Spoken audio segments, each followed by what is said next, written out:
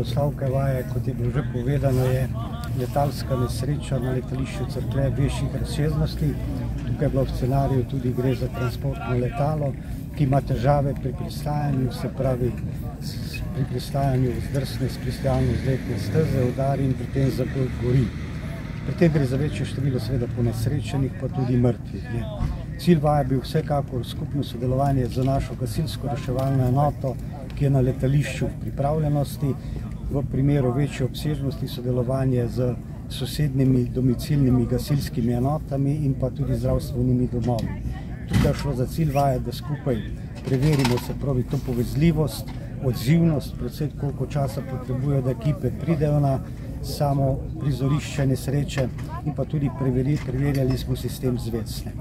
Gre za povezljivo dogajanje in pa reševanje res v primeru nesreče večje obsežnosti. Koliko udeležencev je sodelovalo?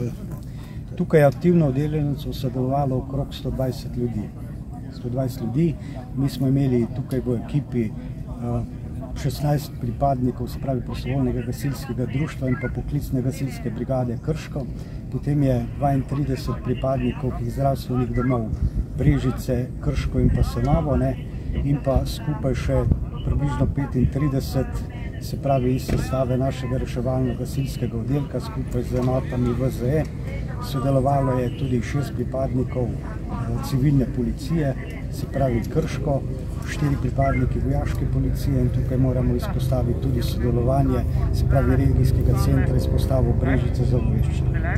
Takih vaj je več, kako ocenujete, preveč, premalo?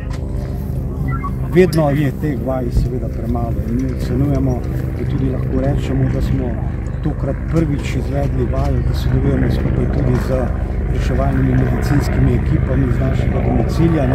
V preteklosti smo že sodelovali z prostovoljnimi gasilskimi društvi in pa poklicno gasilsko brigado, no tukaj gre pa prvič in ocenujemo, da tudi ne zadnjič. Kako zahtevno je recimo samo organizacija takšne vaje, recimo še preden se jo izvede v praksi? Koliko dni recimo ste potrebovali oziroma koliko časa? Dejstvo je, to je realna situacija, kajti ko je po nesrečenju se uveč naša gasilsko-reševalna ekipa, ker imamo tudi enoto, vojaške zdravstvene enote, lahko skrbi po naši oceni po nesrečenca 2, maksimalno 3. Vsaka večja razsežnost potrebujemo sodelovanje tudi tukaj z domicilnimi, se pravi reševalnimi medicinskimi ekipami, kaj je realnost.